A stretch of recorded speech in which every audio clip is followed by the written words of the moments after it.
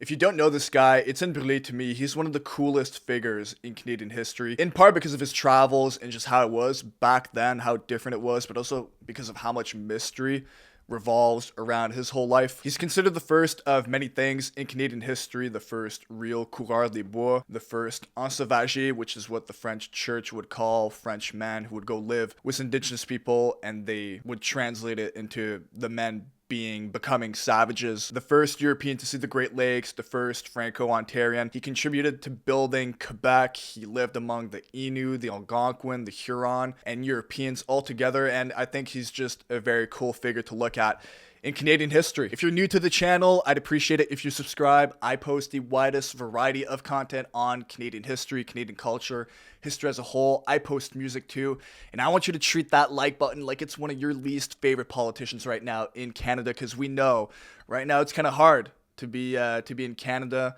There's a lack of unity right now because of our politicians, but guess what? There's more that can unite us, including our culture and our history, all right? So that's what I'm striving for here. Let's go. Etienne Brûlé was born around 1592 in Champigny-sur-Marne in France. And there's not much that's known about his early life, but it's for sure that he was living as a peasant that had no wealth, because it's definitely not the rich people that voluntarily decided to go to the land of the unknown, North America, and living kind of a brutal life. He first traveled to New France as part of Samuel de Champlain's entourage in 1608, and that ship was meant to sail through the St. Lawrence and establish the first permanent colony inside of it, which would become Quebec City. Champlain had been in Tadoussac before in 1603, Acadia from 1604 to 1607, and he had already formed a couple of good partnerships with different indigenous nations like the Innu, the Mi'kmaq, and they were united in an alliance against the Haudenosaunee Confederacy. So Champlain, Brûlé, and 26 other Frenchmen, they arrive, and at the suggestion of the Innu, they set up Quebec on this little hill that would be able to oversee who would be coming and going within the St. Lawrence. At that point, Etienne Brûlé, he's only about 16 years old, but he's also distinguishing himself within this whole crew by his willingness to immerse himself in indigenous cultures. As they started building Quebec, the true enemy of North America would come to ravage the French, and that would be the good old but brutal Canadian winters. And throughout that one, only 8 out of the 28 Frenchmen survived, including Brûlé, who, instead of sticking around in Quebec, where most of the Frenchmen faced starvation and scurvy, which is a lack of vitamin C, and it's just a brutal experience overall, he went up north with a couple of Innu families and spent the whole winter immersed in their way of life. So he was hunting beaver, caribou,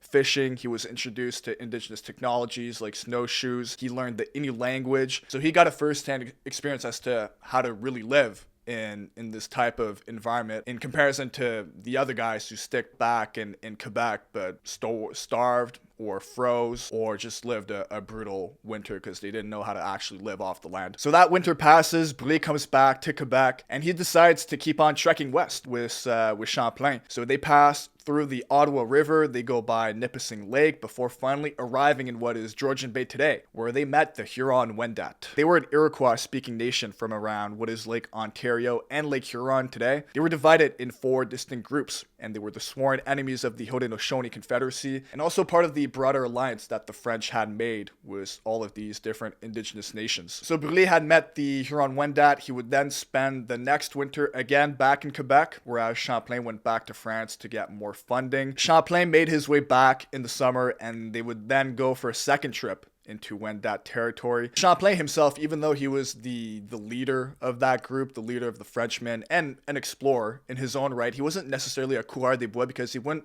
adapt to the indigenous lifestyle. He wouldn't learn their languages. He was more out there for the glory, you know, the treasure, all the wealth that would come with exploring new territories, you know, whereas Etienne Brûlé, he was the kind of guy that would totally adapt to their lifestyle, and he loved it. And it was on this trip where Brûlé, he decided that he wanted to live permanently with the Wendat. And to Champlain, that was awesome because he could explore other parts of the territory for him, possibly discover mines, new canoe routes, and bring all of that information back to him. So they made some sort of trade. One of their people, named Savignon, according to the French, anyways, it probably wasn't his real name, but that's how it is in the records. Champlain would bring Savignon back to France, while Brûlé would stay back with the Wendat. And this was the first year of many where Brûlé would spend his life really living among the Algonquin and the Wendat. So during that first year of living indigenously I guess we could call it. He was credited as being the first European to see the Great Lakes. And the first one was Lake Huron. He became fluent in the Huron or Wendat language, the Algonquin language, and he had made Wendat territory his adopted home. So a year later, the Wendat, the Algonquin, they would meet Champlain and Savignon at the exact same spot that they had said a year ago. And while Brûlé seemed to have completely adapted to his new life, Savignon came back from France completely turned off by the idea of France or European civilization as a whole, not believing really how many people could live in so much poverty compared to here and just overall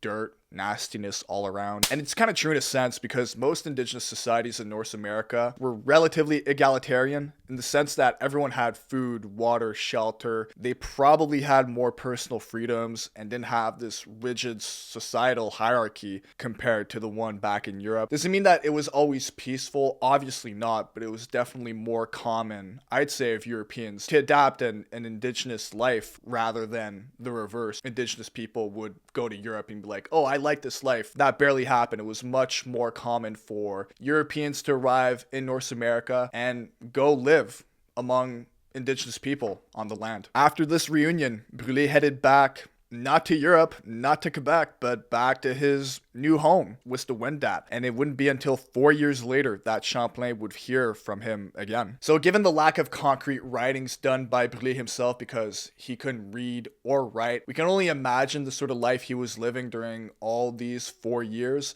And remember that at that point too, he's such a young man. He's 19 years old. So daily life for him among the Wendat or the Algonquin could have consisted of activities like hunting, fishing, doing a bit of farming because the Huron, the Wendat, they were agriculturalists where they cultivated corn, beans, and squash, very similar to the Haudenosaunee Confederacy. They also lived in large longhouses, pretty big villages too, with a couple of different families sharing these longhouses together. There was no private property to, unlike Europe, where he would have been confined to his farm his whole life and barely making any money. I'd be willing to bet that the normal indigenous person would have a better quality of life than a normal European back in the day. From that point on, Brûlé would explore more parts of northeastern North America, but he was also being swept in a wave of change happening in the region where the Haudenosaunee Confederacy was on the come up, becoming one of the most powerful actors in North America, or definitely of the Great Lakes. At one point, he even got captured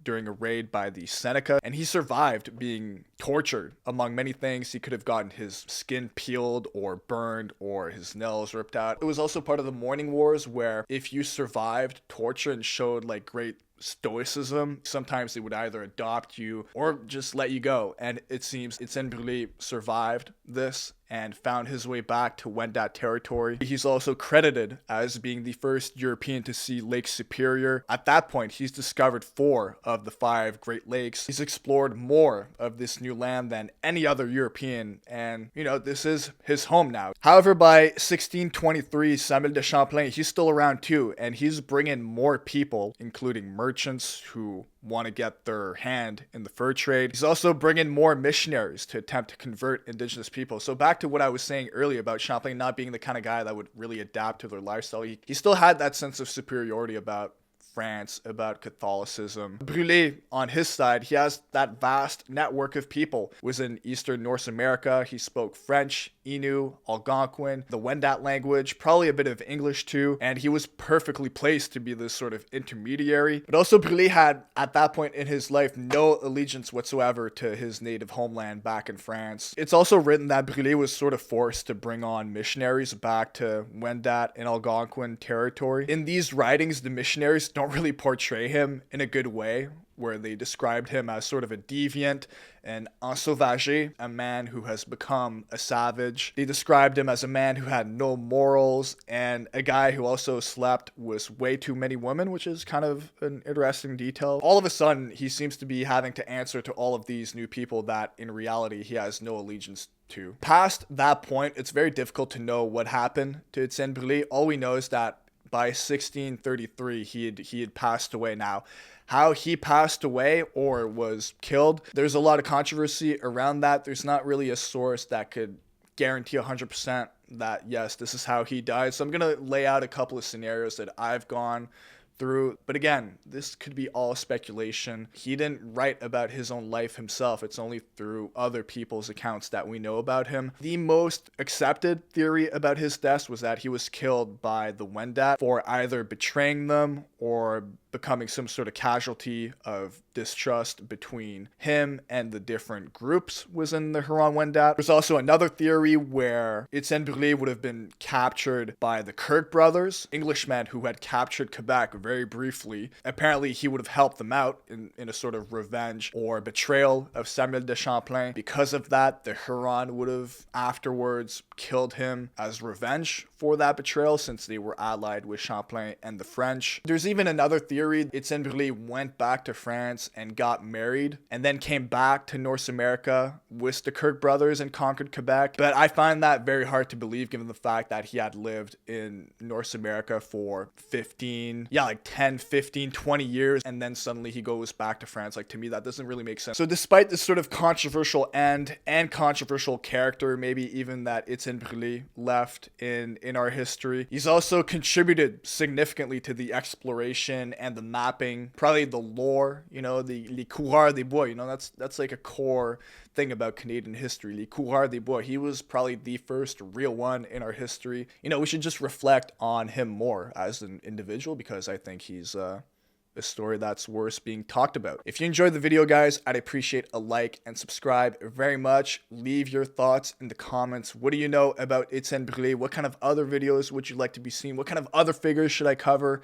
There's so many different ones and interesting ones across our whole history. So take care, and I'll see you at the next one. Bye.